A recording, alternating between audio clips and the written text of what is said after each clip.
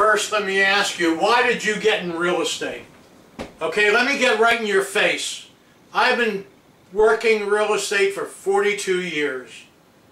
When I first moved to Hollywood, Florida, I met a man by the name of Colonel Joe Baum, who had license number 2 in the state of Florida, and his wife had license number 3. It was Joe and Ida Baum. And for 42 years, I've done nothing but ate, thirsted, loved, traveled all over the country teaching real estate, not teaching people how to go out and get listings, and maybe if we say a novena and offer up prayers, maybe our listings will sell. No, no, no. I worked for developers. I worked for builders. I worked for realtors that needed to they had to sell houses. I worked for realtors that had to sell houses. I worked for developers that had millions and millions of dollars invested in subdivisions. That's right, we call them subdivisions. We sell communities. Our competition across the street, that's just nothing but a subdivision. We sell homes. Competition across the street, they sell houses.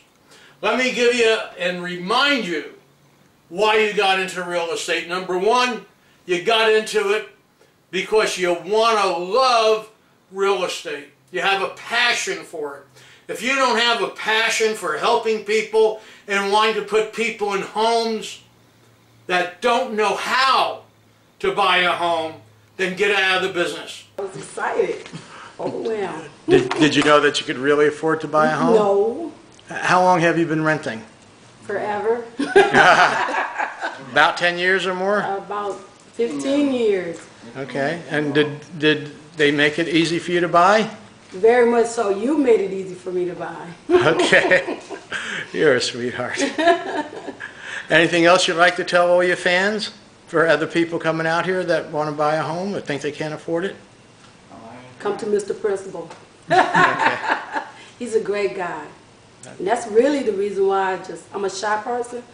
And once I came in, you made me feel at home, and yeah, I got relaxed, and so I was going, Principe is going to break now. That's it. That's great.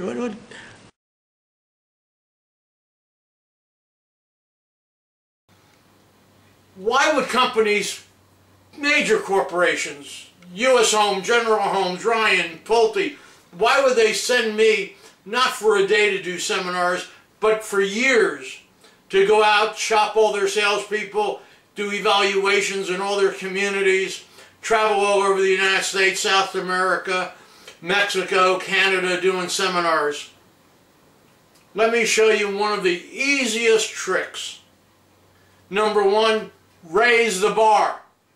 Everyone's going to tell you, oh, you got into real estate, it takes 3 years, 5 years. Bull.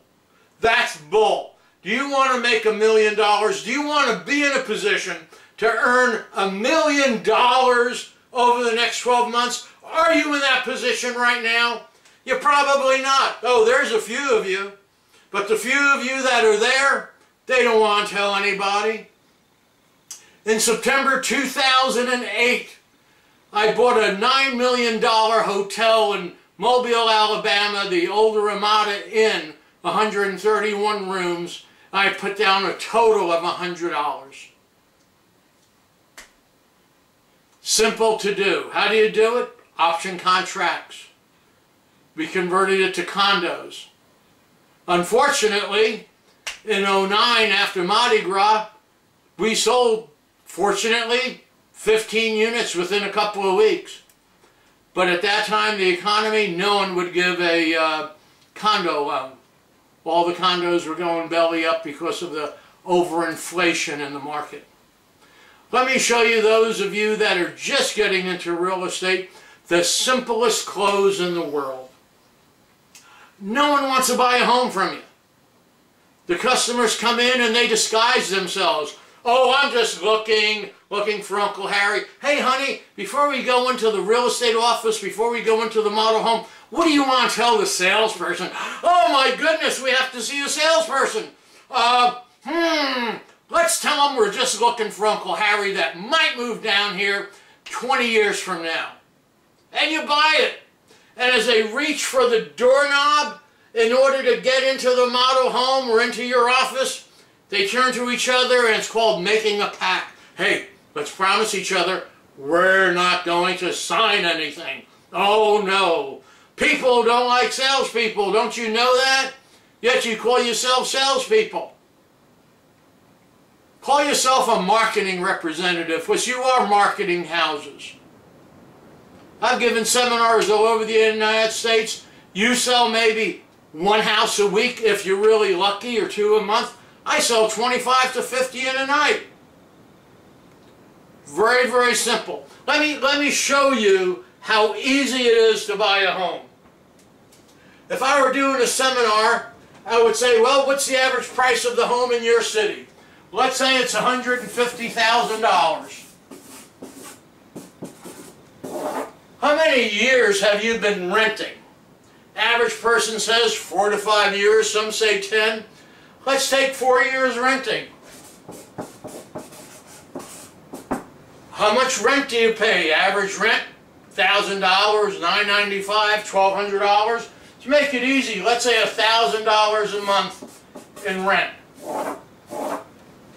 If I could show you how to buy a home for that same price, for that $1,000, and you wind up owning the home, would there be any reason for you not to purchase a home?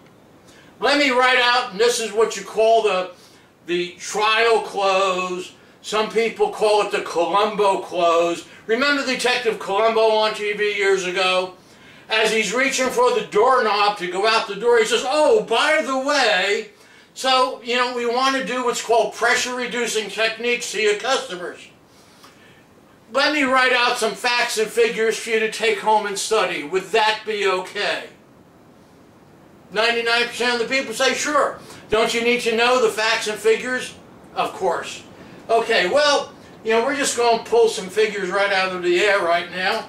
If you had a $150,000 home, if you're looking for an FHA mortgage, perhaps you need, let's say, a total with down payment, closing costs, you need, let's say, 5% down.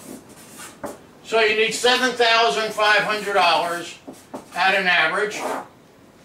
Now, your principal and interest, oh, let's say at a $143,000 mortgage, probably run you, what would you say, $900 a month in today's market? Let's say $950. Now, I don't have an amortization book in front of me, but we're going to go $950. And now, your taxes, and depending what city and state that you're located in, your taxes will probably be about, let's say, $200. And your insurance will be about $50 to $80. Plus then, because you're putting down less than 20%, you have to pay PMI. So let's say the insurance along with the PMI is $150. Now that's $1,300.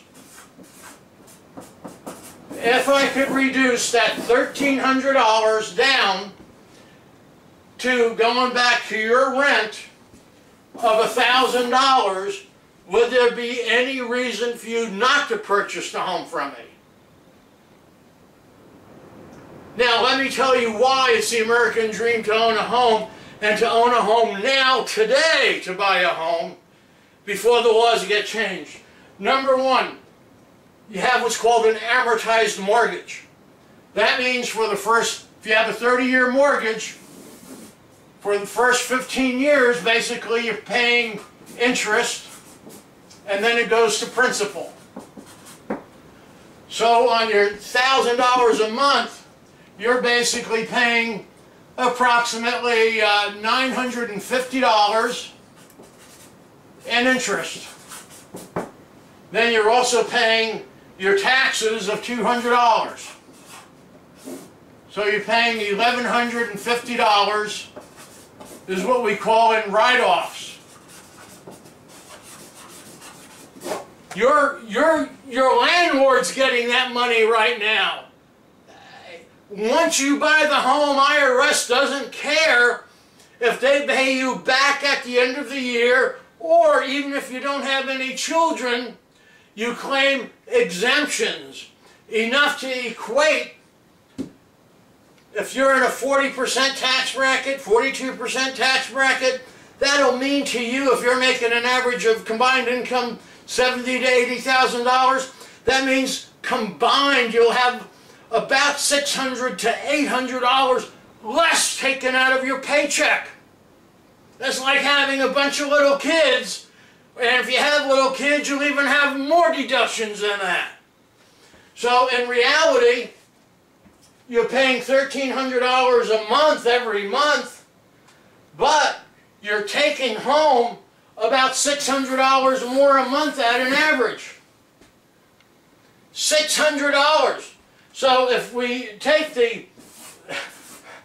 this is just incredible that people don't understand this.